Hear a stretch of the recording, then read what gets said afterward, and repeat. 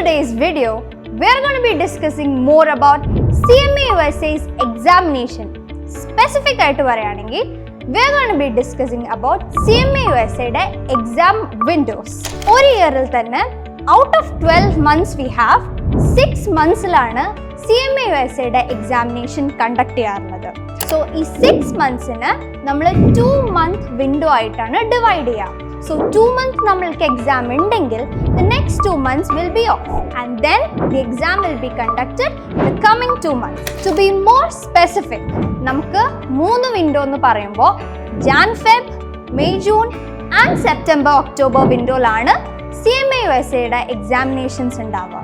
Another very interesting thing about CMA USA's examination is the fact that CMA USAയുടെ examination date, it is not prefixed, meaning നിങ്ങൾക്ക് comfortable ആയിട്ടുള്ള ഒരു ദിവസം within a window choose ചെയ്ത് നിങ്ങൾക്ക് examination എഴുതാവുന്നതാണ്.